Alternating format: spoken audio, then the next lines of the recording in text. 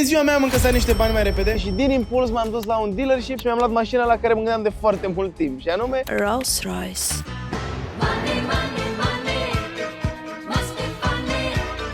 Și niciodată nu mi-aș fi imaginat că această mașină pe care mi-am dorit-o atât de mult timp o să atragă și niște rău în partea mea. Pentru că din câte urmează să vedeți în clipul ăsta, escrocii sunt peste tot și trebuie să aveți foarte mare grijă când cumpărați sau vindeți o mașină ca să nu vă bage într-o daună financiară extrem de mare. Pentru câteva luni mi s-a părut cea mai tare mașină, toată lumea mă felicita pentru achiziție, toată lumea mă saluta în trafic, toată poliția îmi dădea amendă de fiecare dată când mă vedea. Ce mai, mă simțeam exact ca Gigi Becali. Până și-a cumpărat și Edi exact aceeași mașină ca și mine. Bine, nu e exact aceeași mașină, că și-a cumpărat un BMW Seria 7, dar era din același an. Și pentru cine nu știe, Rolls-Royce-urile sunt construite pe scheletul de la BMW Seria 7, adică au aproape aceeași caroserie și același șasiu. Doar că ușile din spate de la Rolls-Royce se deschid invers. Și încă o chestie destul de importantă e faptul că, deși e aproape aceeași mașină, costă de 10 ori mai mult. Și a zis că nu e posibil așa ceva, dă și mie mașina să o conduc să văd cum e, și este exact aceeași mașină, diferența, na, vă dați seama, doar motorul și cât de bine era păstrată. Și după ce mi-am dat seama de asta, m-am hotărât să o vând. Și după cum te aștepți să vinzi un Rolls-Royce nu este așa de ușor, pentru că majoritatea oamenilor care și-ar cumpăra Rolls-Royce, care și ea sunt foarte puțini, și l-ar cumpăra direct nou. Așa că m-am obișnuit cu ideea, o să pierd bani la mașină, am pus-o la 130.000 la Matei la parc, am făcut acolo pozele și am lăsat anunțul, nu m-a mai interesat. După aia mi-am făcut damblaua cu mașina, am colantat-o portocalie, am pus logo-ul pe ea, i-am mai pus niște kilometri și am zis că mi-am făcut deja damblaua cu mașina, nu mai are sens să o țin, mai bine o dau și mi-au alta sau fac altceva cu banii. Pe lângă asta, un motiv foarte important pentru care am pus mașina la vânzare este faptul că mie nu-mi place deloc să stau în spate la mașină. Nu-mi plăcea de când eram mic, când venea să vomit în continuu, și treaba asta nu s-a schimbat nici acum când sunt puțin mai bătrân. Pur și simplu îmi vine să vomit dacă stau în spate la mașină, în absolut orice mașină, și din câte vedeți nici în Rolls-Royce nu m-am simțit mai bine în spate, așa că dacă stau în față nu trebuie neapărat să stau în Rolls-Royce. Toate astea până într-o zi când mă sună Matei să-mi zică că am un client la Rolls-Royce, îmi dă numărul să mă înțeleg cu el, eu, mă rog, îl dau mai departe lui taică-mi și vine omul să vadă mașina. Ok, și acum am ajuns la ziua în care ne-am întâlnit cu Țeparo și pe filmările de atunci nu am deloc audio, așa că va trebui să mă credeți pe mine pe cuvânt ce o să zic. Dar oricum, dacă rămâneți până la finalul videoului, o să vă convingeți că nu vă mint și chiar asta ne-a zis. Deci puteți să vedeți pe camere de supraveghere cum ajunge acolo, îl întâmpină taică-miu pentru că parcase mașina puțin mai departe de birou. Apoi ajunge și băiatul ăsta sexy rău cu Ferrari. Cine drag? Eu sunt.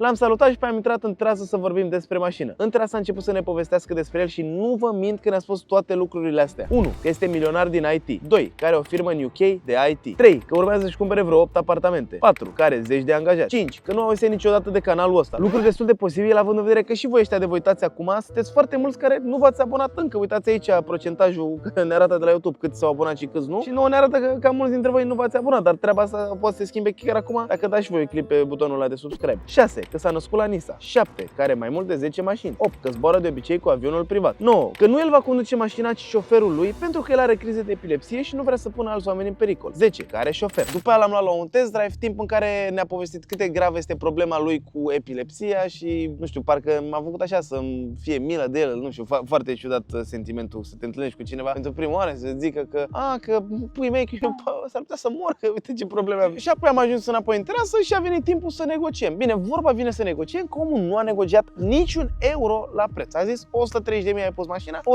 130.000 îți dau pe ea, nu mă interesează, chiar dacă am deschis laptopul și am arătat toate clipurile cu testul de durabilitate și absolut tot ce s-a întâmplat cu mașina aia. Și a început așa să râdă că ce tare, acum e o mașină populară, nu știu ce, nu știu cum. Am zis că e nebun la cap, dar dam blaua lui, omul milionar din IT, ce drag vrei să știi? Și acum când editam curare și clipul ăsta ne-am dat seama că, cine nu negociază, măcar un euro la o mașină?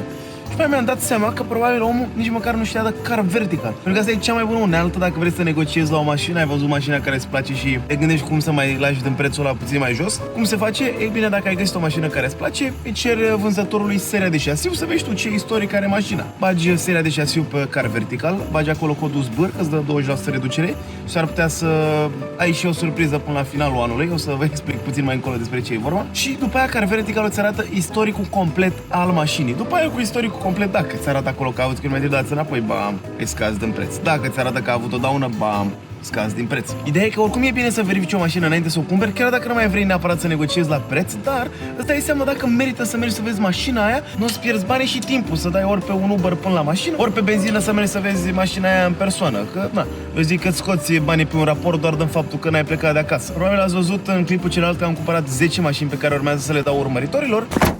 Dacă vreți să aveți o șansă mai bună de a primi una din ele, Când verificați o mașină cu codul zbâr, să păstrați raportul ca să mi-l arătați în cazul în care ne întâlnim. Da, nu știu, nu vreau să vă zic metodele în care urmează să le dau pe următoarele, dar urmează să merg pe stradă să fac câteva surprize. Sper să fie toată lumea fericită și hai că vă las în continuare să vedeți ce s-a întâmplat cu Rolls. A urmat vorba că urmează să trimită banii de pe persoană fizică și următoarea zi când intră, ori o să vină el, ori o să trimită un șofer să ia mașina. Având în vedere deal-ul ăsta pentru care dăduse mâna, am zis bine, ok, a zis omul că trimite banii. Am picat de comun acord că o să decolantez eu mașina, că nu voia să-l recunoască lumea prin oraș cu mașina mea și am zis că na, ok, fair point, cine drag vrea un Rolls-Royce portocaliu. Peste 2 ore ne-a zis că au intrat banii și ne-a trimis acolo un ordin de plată care nu zic nimic despre el deocamdată. L-am chemat pe Răzvănel, am decolantat în vreo oră mașina și după aia am trimis poză cu mașina decolantată. Logic că banii n-au putut să intre în aceea zi, dar na, taică mi-a mai stat la conversații cu el și printre altele i-a spus că vineri, următoarea zi, urmează să zboare în Monaco și m-a invitat și pe mine, că i-am spus că vreau să zbor cu un avion privat și mi s-ar părea tare. Așa că m-a invitat și pe mine, mi-a dat numărul și am vorbit cu el. L-am sunat pentru că vă dați și voi seama, e foarte ciudat să te cheme ceva cu un avion privat în Monaco, pe cheltuiala lui, să nu ceară absolut niciun bani, niciun nimic. Așa că l-am sunat să văd despre ce e vorba și am aici conversația filmată, că de atunci mi s-a părut că lucrurile astea miros puțin a putred, să zic așa.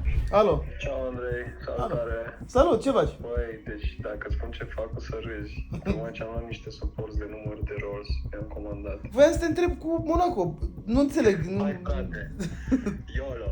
Mi se pare ciudat, vrei să te vin? Ciudat? Da, mă simt ciudat să merg să nu plătesc nimic. Păi oricum nu se plătește nimic, adică e ok.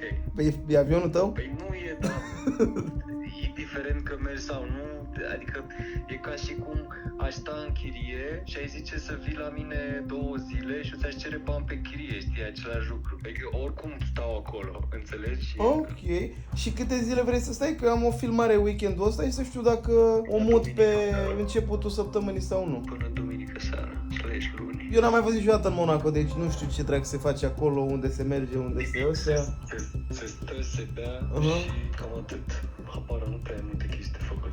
Bă, singura chestie, nu beau, asta e faza, m-am lăsat, nu prea beau de vreo 2 ani. N-am fost niciodată dependent de băutură, pur și simplu de vreo 2 ani nu mai beau așa, dinainte beam, nu știu, o dată la o lună, 2. Tu gândește-te și poți să zici până mâine dimineață. Ok, atunci zic mâine dimineață, nu știu, mă trezesc și vă zic. Perfect, așa facem. După ce am închis telefonul, am zis la 2-3 prieteni de treaba asta și mi-am zis că sunt nebun dacă mă urc în avion cu un străin și am zis că, bă, da, e posibil să aveți dreptate, adică deja îi dădusem datele de la firmă, că de pe firmă vindeam mașina și îmi și imaginam. Ajung direct la Monaco și vin băieții, îmi dă factura, uitați domnul Zbrănoaia, factura făcută pentru zborul ăsta, 15.000 de euro, luați aici să plătiți, că na, ăsta pleacă, nu mai găsești pe nimeni, prinde hoțul, scoate ochii. Și am zis că e foarte ciudat și mi-am propus să merg la Monaco doar dacă intră banii, lucru care ar fi dovedit faptul că el chiar este cine zice. Că am așteptat până următoarea zi, vineri, să intre bani.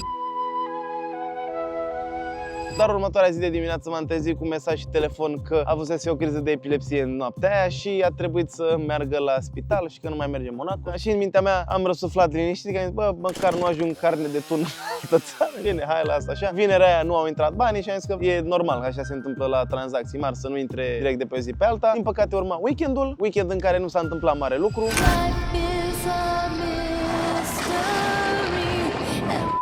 Și a venit ziua de luni în care aveam programată o zi de circuit direct la TTA. Băiatul ăsta a venit la noi de dimineața, cred că în jur de 10, fix înainte să trebuiască să plecăm noi la circuit. A venit cu un G-Class de data asta, n-a mai venit cu o mașină fantomă. Și când a venit cu G-Class-ul am văzut pe plăcuța aia de numere că scria o firmă de la care mai cumpărasem eu mașini în trecut, așa că am zis că dubios, da, am ținut minte chestia asta. A venit din nou în terasă și ne-a spus că banii fuseseră blocați de către Unicredit, că era o sumă prea mare din persoană fizică și a trebuit să declare banii aia. Ce se întâmplă cu banii aia trebuie să îi, cum îi zicem, să îi justifice. Și de aia nu a lăsat tranzacția aia să se întâmple și el a venit cu o altă soluție, că își face cont la banca mea, că trimite șoferul să depună o geantă de bani, gen alți 130.000 de euro pe care avea cash, să-i depună la banca mea ca să se întâmple transferul mai repede. Ok, hai, fă asta și da, ne vedem când intră bani. Din una în alta a aflat că mergem la circuit și s-a invitat și el la circuit cu o mașină foarte dubioasă pentru circuit, era cu un G-Class 400 diesel, mașină pe care ne spusese că a cumpărat-o pentru iubita lui weekendul ăla. Adică omul cumpărase într-un weekend și un Rolls-Royce și un G-Class. Adică, Uime, tare. Am lăsat-o așa, am văzut că omul și-a luat un jack, l-a zis, hai, ne vedem la circuit. Am plecat către circuit, am filmat clipurile alea cu Reliant-ul, cu Frariu, cu toate nebuniile alea de acolo. Și puteți să-l vedeți și pe el în filmările astea de la circuit, că apare acolo puțin în spate. Și nu știu cum să vă explic. Vedeți mașina asta, G-Class-ul. În același timp, el mi-a spus că are un Ferrari 458 Italia. Mi-a spus că are și un Lamborghini Urus. Mi-a spus că are și un Taycan, dar nu ca al meu, are un 4S Cross Turismo. Mi-a spus că are și un M5. Mi-a spus că are, băi, absolut toate mașinile de pe lume. Mi-a zis că hai, și a ales dintre toate mașinile astea G-Class-ul diesel să vină cu el la circuit. Asta mi s-a părut puțin cam ciudat. Băiatul la circuit s-a băgat puțin în seamă cu Rareș, cu Gami și cu Bisoi. A semnat acolo că și asumă riscul să intre pe circuit. Acolo la TTR, că toată lumea trebuie să semneze ca să intre pe circuit. Și apoi, dintr-o dată, când stăteam într-o pauză dintre filmări, l-a sunat cineva la telefon, omul a închis, s-a urcat în G-Class, a zis că pleacă și a plecat direct țintă cu G-Class-ul de la circuit. Pentru că aia ne-am continuat ziua, ne-am că trebuie să intre banii următoarea zi și următoarea zi am plecat să cumpărăm altă mașină. Logic, același lucru pe care l-ar face orice om la fel de responsabil ca mine după ce vinde o mașină, se duce să cumpere alta. Și în timp ce noi eram în oraș să cumpărăm o mașină, primesc un telefon de la un dealer.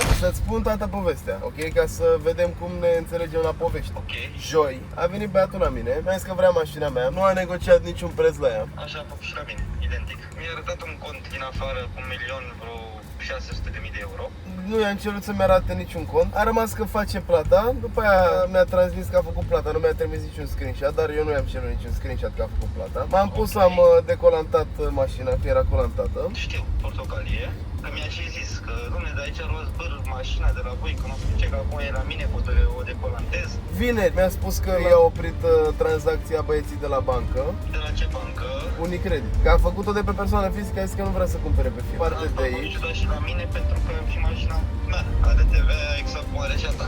A venit luni, salut, uite, au rămas banii blocați, dar o să mă duc la BRD și, mă rog, nu o să duc el, o să trimite șoferul. Da, pe așa mi-a zis și mie că va veni șoferul să-mi aducă un Lamborghini, că mai are un Lamborghini Urus, mai mi-aduce un Aventador, omul să dea de bani gata. Așa, stai puțin, că n-am terminat povestea. A zis că depune banii la BRD și după aia a zis că nu l-au lăsat să depună banii la BRD și că o să-și facă el un cont la BRD și își depune lui banii și după aia îmi face plata. Acum aștept să văd ce se mai întâmplă. Pe lângă asta, în caz că erai curios, vineri m-a chemat un private jet la Monaco. A zis că face el cinste, dar nu m-am dus. Și ieri, când a venit la mine, a venit cu acest G-Class și eu era un G400 diesel negru cu pachet de 63. Ideea e că mi-a sărit în ochi că omul spunând că are multe mașini, mi-a sărit în ochi faptul că nu au toate același număr. Fac eu de altfel, înțelegi? A venit cu G-ul, după aia eu am mers cu treaba mea la circuit și a venit și el la circuit. Nu s-a dat cu Geo pe circuit dacă asta urma să dea. A spus că și cum mi-a luat o rugacică să repede de ziua lui. Fix asta mi-a spus, că sâmbătă este ziua lui Gacică și că are nevoie de mașină să o dea cap.